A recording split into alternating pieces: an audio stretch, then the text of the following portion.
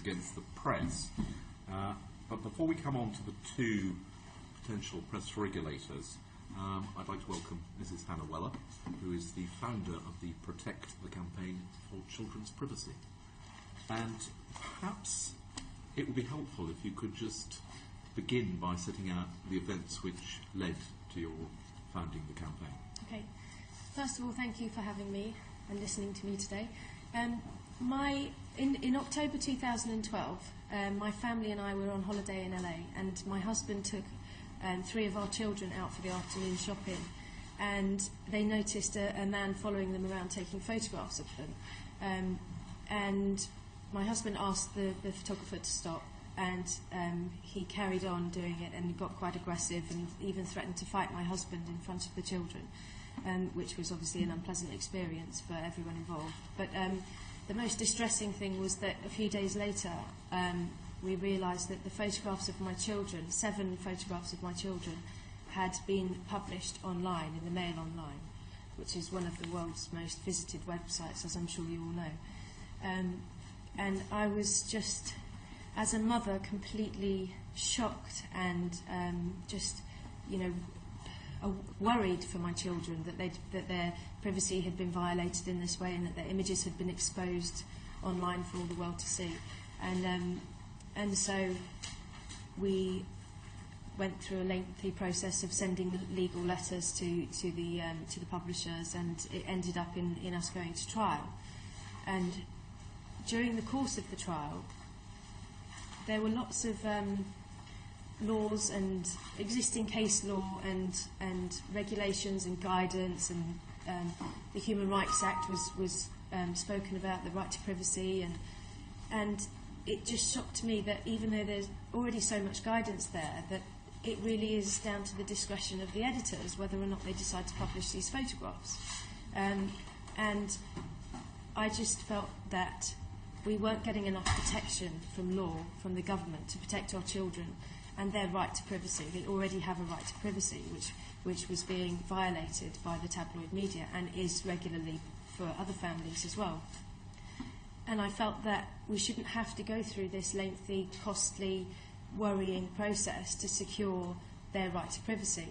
And the judge himself mirrored my thoughts during the case when he said that there was a lack of clarity. He criticised the lack of clarity in current law as to basically how he was to make his decision, that there was an argument on both sides and that it was difficult. And the fact that it's down to the discretion of the interpretation of the law by the judge on the day just put us in a very worrying position. Luckily we won, but I decided to launch the campaign to ask the government to look into clarifying existing legislation so that parents like mine, families like mine, don't have to go through this process in the future, and that their children's rights are properly enshrined in law. Okay, thank you. As far as you know, this was a freelance photographer, not an employee of the Mail on Sunday. Yes, it was. So he would have been touting these photographs around to whoever would have bought them. And equally, it was an opportunist event. I mean, he hadn't sort of followed you on holiday to get... He just sort of encountered you, seen your husband, and said, there's a famous person with his children, I'm going to take that photograph. Yeah, and then followed them around. And even when he was asked to stop, my husband actually noticed him hours later hiding behind a lamppost and behind some bushes, continuing to take photographs. And don't get me wrong, my husband would never complain. It's not a pleasant part of his job, but he wouldn't complain if somebody was just photographing him. But when the children are involved, that's, I think, a completely different issue. And I think every parent would feel uncomfortable about their children being exposed in that way without their consent. Okay. You didn't make a complaint to the Press Complaints Commission? No. Why not? Because I feel that when my children are potentially being harmed by the behaviour of the press, I feel that it's a bigger issue than regulation. I wouldn't feel, at the time I didn't have any faith in the Press Complaints Commission, or that they would do anything about it, or that their response would be effective. And I felt that it was a matter for the law. I felt that they had broken the law, and therefore it was natural for us to approach our lawyers as opposed to a regulator. And would you have taken the same view today with IPSO now having been set up? Personally, yes, I would. So you'd still have gone to law? Sorry? You would still have pursued it through the courts? Yeah, my first port of call would have been my lawyers, because I feel that it's a legal issue. I don't think it's just a case for regulation. And in my opinion, if regulation was working, was effective, this wouldn't have happened at all, and it wouldn't continue to happen now if the regulation worked in itself. And do you think that the situation remains as bad as it was when this occurred, or has there been any improvement? I still see photographs of children unpixelated in the press. You know, children spotted out with their families, having, you know, in private time. And I know personally of people I've approached in the capacity of my campaign who have told me stories of their children's photographs being in the media without their permission, and they also go to their lawyers and have their lawyers write letters to the newspapers asking them to remove the images. Okay, thank you. Steve Rotherham. Thank you. Given the problems in Parliament over the last few days over undue influence, I'm not sure whether I should declare an interest in the hairstyle. But Hannah, you've received a bit of stick in certain sections of the media over the campaign, and indeed the Vice President of the NUJ criticised your proposals about parental control, arguing that photos of children singing in concerts and meeting Father Christmas wouldn't be able to be published. I know you've used the sort of the public interest defence in regard to them claims, but would you like to expand a little further on what you perceive as being the need for changes in the legislation? I think the key in these circumstances is consent and public interest, and also identification of the child. So if it's just a crowd shot of a park or something with children playing and they're not the main focus of the image, or they're not identified, there's no direct risk posed to that child, and therefore that would be exempt. Also, if there could be demonstrated a strong public interest, that would be exempt also. But consent is key. So if the publisher can seek consent from the parents, then fine, go ahead. If not, all we're asking is that they pixelate the face. So this doesn't really infringe on any publisher's or photographer's right to publish a photograph of any publish any article or any photograph of children, but just if they can't seek consent, we're asking that they pixelate the face of the child they don't have consent for, which I don't feel is that much of an ask. You know, I don't think it really infringes on the press's right to say what they want to say or to publish whatever they want to publish, but it's just about being responsible about protecting children from unwanted media exposure. So pixelating the faces of children who the press haven't received parental consent to use that image. Where they're identified, yeah. Yeah, but that would go some way to counter the claims that have been made that it'd be too onerous for the press to actually try and get consent. I'm sorry, could you repeat that last bit? Because of the onerous nature of trying to collect consent, yeah. The press have used that and said that's why they wouldn't use them images. What you're suggesting is that you could pixelate the images of the children where there hasn't been consent gained. Yeah, absolutely. The press. Yeah, and I understand that it doesn't make the job any easier for editors or for photographers to have to gain consent, but it's a responsibility, and it doesn't have to be easy, but it is a responsibility, and I think that that it's our responsibility as adults to protect our children, who are the most vulnerable members of society and who don't necessarily have a say about whether or not they, as children, are exposed in the media, and what knock-on effect that might have on them as children or as adults. You know, where they might decide when they're adults they want to lead a very private life, but that decision may have already been taken away from them when they've been exposed in the media during their childhood. As the parent of 3 children myself, the safety of your kids is the number one priority in any parent's life, I think. But in regard to some of the iconic images, again, some of the claims have been that, for instance, we all can see in our mind's eye the young girl running away from the American napalm attack. Yeah. And obviously there's no consent there. some of the press have said, for instance, those images wouldn't be able to be used. What would you say to that? I think there's a misunderstanding of the details of my campaign and my specific asks, and in circumstances like that, I think it would be agreed that that would be a public interest exception. I think that it's important for people to see the plight of people around the world, and so there's a public interest exception, but also I don't think in that particular circumstance the child was identified by name. So as you know, that newspapers can be fined, certainly under the new regulations with it. So is there really any need then to change legislation? I don't think that.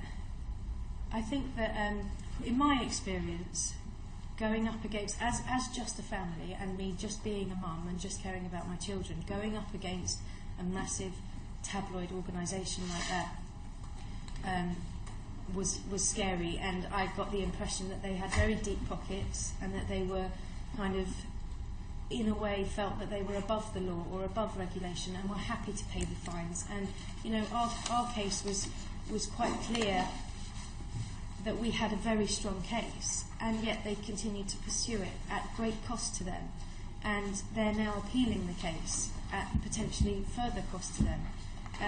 I don't feel that fines, unless they were absolutely catastrophic, the massive fines, would serve as a strong enough deterrent. I think that if there was clear legislation to point to and to kind of clarify the issue for everyone, not just for the families who at this moment in time are not completely aware whether or not they have an expectation of privacy, but also for the publishers who also aren't that clear about whether or not they have a right to publish these photographs, and this was highlighted in our case.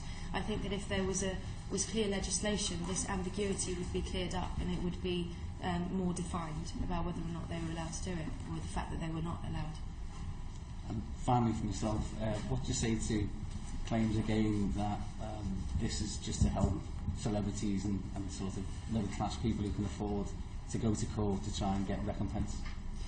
Well, the fact that it's so costly to go to court is one of the reasons why I've launched this campaign, because I don't think that protection of your children's privacy should be the right just of, or the privilege of the wealthy people. We are lucky that we were in a position to take on that challenge, but many people aren't, and it's not just something that affects children of the rich and famous. Anything just as unpredictable as becoming the victim of a crime, or if a member of a family becomes, for whatever reason, subject to media attention, their children can get dragged into that, and that can happen to any family. You know, any family could find themselves a victim of crime or subject to media attention, and so I think that there should be a law that protects all children and protects their right, which they already have. They already are born with a right to privacy, and it's just not being adhered to by the press at the moment, or by certain parts of the press at the moment. Paul Farrell. Thank you, John. I looked through Clause 6 on children and photographs of the Editor's Code, and it is, I was a former journalist, and it's unclear when it comes to taking photographs of children.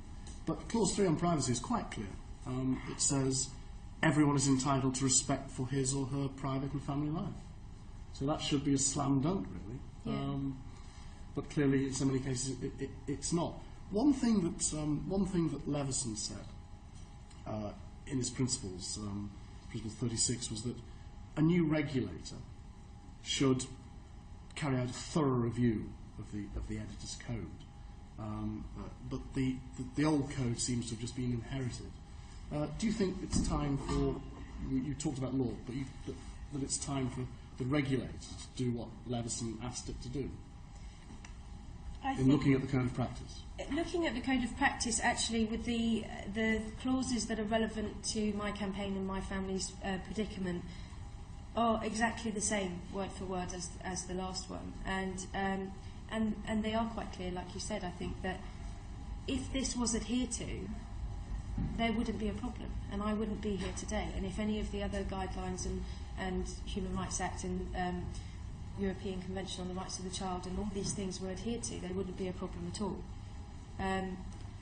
But so often in the past, one of the problems was that the code was fine, but the maxim was never let the code get in the way of a good story. So you don't feel anything's really changed? I don't personally think anything's changed, no. I think that, I mean, this is just my opinion. I'm sure everybody here will have more detailed things to say on it, but I feel like IPSO is just the PCC all over again. So again, nothing changes. You don't see it as credible I don't have any more or faith independent in the current regulator than I had in the Press Complaints Commission. Okay. Just one final question. Can you just say, I mean, given that they haven't actually really done anything very much yet, why have you reached that conclusion? Well, again, I'm not an expert on this, and so I don't want to get too into the details, but I know that there are still some of the same members of staff. I know that they still inhabit the same office. I know that it just doesn't sit right with me. I don't think there has been a big overhaul. I don't think that this is a vastly different organisation from what it was before. I see that there are changes, and I see that there are new promises, and I see that you know, there's a chance that it may be different. But I personally don't feel faith that it's changed. And just from my point of view, with my campaign and with children being exposed without consent, I still see this happening. I've seen this happening in the last 6 months. I know of not my own personal experience, but people that I have spoken to who are still experiencing the same thing. And so that in itself shows to me, in the capacity of my campaign, that this is no different to how it was before. Sorry, Paul, I interrupted. Hannah, I've been done over by the mail a few times, and Join the club. I know from being on the other side of the fence how time-consuming and expensive the libel actions are. So I wouldn't even consider it, and I wouldn't even consider spending 12 weeks of my life complaining to the Mail about what it wrote about me. But one, and I'm sure you probably felt the same. But one of the changes that Sir Alan Moses, the new chair of IPSO, is on the record as wanting, is for the new regulator, imperfect though it may be, to be able to handle and receive complaints directly without people having to go around in circles with the newspaper or publication is undergone. Do you think that would be a good step? It all comes down to whether or not it works and whether or not people, the general public, have faith in it, you know, and I guess it would take a few circumstances where a complaint has been made and it's been dealt with effectively, and then the knock-on effect being that that whatever the problem is doesn't happen anymore. But I'm not seeing that now. I don't know how long it's going to take for that to happen, if it ever does. But I still come back to the point that, specifically with my campaign, I'm dealing with children. I'm dealing with vulnerable children and teenagers and people that deserve a special protection. And I feel that, as a parent, if you feel that something is being done to your children which is potentially harmful or that's against their rights, you shouldn't have to just go to the press regulator, especially if you don't have faith in them. You know, especially if you don't feel that they are truly independent, or that they don't, that they don't have other interests at heart.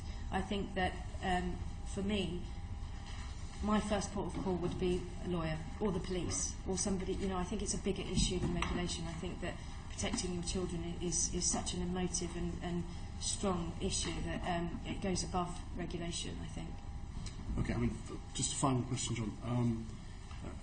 If you just put aside for a moment the publication that offended and distressed you, we've had the PCC, which was a busted flush. We've had Leveson, a vast inquiry. We've had the Royal Charter, and now we've got IPSO. Yet throughout all this, the person who has always chaired the Editors' Code Committee still chairs it, Paul Dacre. And he's the top man of the newspaper that offended mostly under the old system, and according to the IPSO statistics, continues to offend mostly under the new system. So, how do you feel about that in terms of the credibility of the new regulator? Well, like I said earlier, I feel personally that it's just the same old thing. I think it's just changed its outfit, changed its name, and it's just behaving in the same way.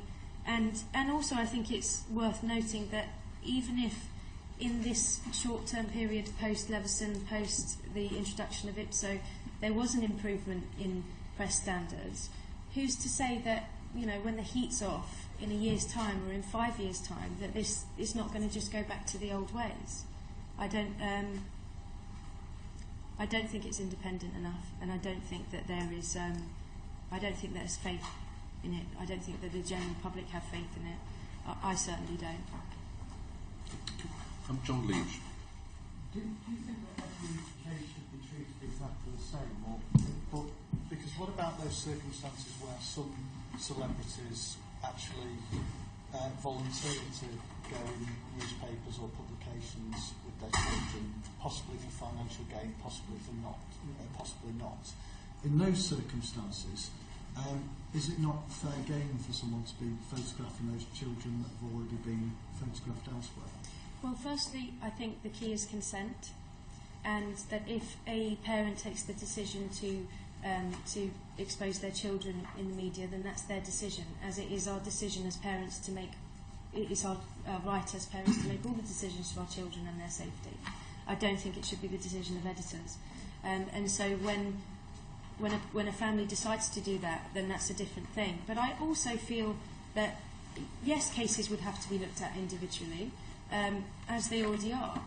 I don't think, but I don't feel personally that just because a family may decide to do a glossy magazine spread and have their children photographed in a controlled environment at home where they feel safe and everybody knows what's going on, I don't think that should automatically give the press the right the following day to just chase the children down the street or photograph them in the park or on their way to school or things like that. Okay, Conrad. I think everyone would have an enormous degree of sympathy with the description of what your children experienced when out with your husband, and I suppose in those circumstances your cynicism about the new regulator is understandable. However, given that it's claiming to be a fresh start, and given that it hasn't yet actively been tested, do you not think that people in your circumstances, I won't use the word duty, that's too strong, but have a responsibility to test to see whether you're correct in that the new regulator is as toothless, as supine as you fear it is?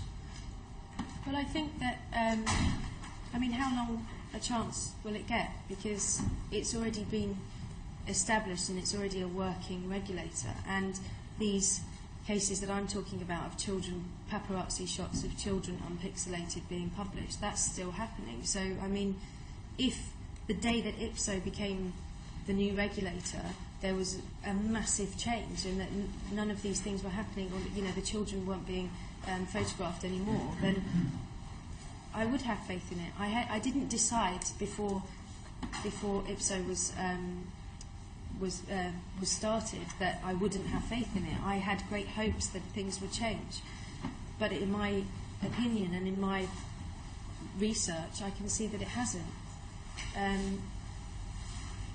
But I go back also to the point that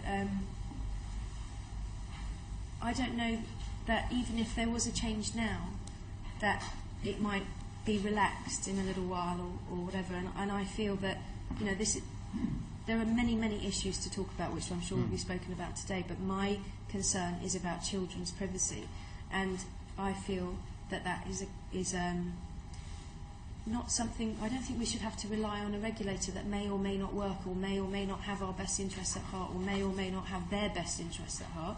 I think that we should have the assurance of law and legislation to protect our children in this way. In the same way that many issues connected to children, many issues that affect children are legislated against because they're important, they're vulnerable, they need protecting, they need strong protection, and they need our government to protect them, not just a regulator that may or may not work. Yeah, no, I'm not trying in any way to diminish the validity of the argument you're making around the law. I'm just wondering whether, if you were able to, you and others were able to sit there and not say, I think or I feel, that the new regulator is a toothless organisation, but I know from my experience by putting a complaint to it that it was no different from the previous regime. That would be more powerful, wouldn't it? Do you mean if we complained and nothing had happened? Yeah. Well, the former secretary says chuntering to my right, but you're saying it's a useless body, but it's a new body. Yeah. And it hasn't been tested, and it requires people to come forward and put live complaints to it for us to see whether there is any significant difference or whether you're right. But it's a catch-22, isn't it? Because if people don't have faith in it, they're not necessarily going to use it in the first place. And I know I certainly wouldn't, and so I wouldn't give IPSO the opportunity to prove itself in that way. But I think the fact that these things are happening, that these pictures are still being published, shows that at least it doesn't hold enough weight to dissuade the press from doing it in the first place. You know, one can only hope that if a complaint was made, that it would be dealt with effectively. But that would need a certain amount of faith in the first place for people to make the complaint. Okay, and just finally on the point that my colleague John Leach just made about those in the public eye who do use their children, and not in the way that you replied to him, sort of a glossy shoot and hello or okay, but I mean I think of those who do the reality TV programmes week after week after week, year after year, using their children. Do you think to some degree they blur the line for themselves about what's the public sphere and what's the private sphere? I think, as I said, consent is key, and it's down to the parents to decide how their children, whether their children are in the media spotlight or not. And I also think that there will be grey areas, as there are with any law. I think that there will be circumstances where it's difficult to decide on first glance whether or not they have an expectation of privacy. I don't feel that anything a parent does negates a child's right to privacy. I think that a child has a right to privacy regardless of what the parents do, and I think that it's the parents' right to decide whether their children are in the media or they're exposed online or whatever. I don't think that gives the press the right to say, oh, well, they've forsaken their children's rights. I don't think you can forsake your children's rights to privacy. And I think that just as it's a parent's responsibility to decide these things for their children, it's the press's responsibility to respect the law and to respect the children, to respect all children's right to privacy as stated in their code. Okay. I think you have articulated your case very well, so can I thank you for coming this morning? Thank you very much for having me.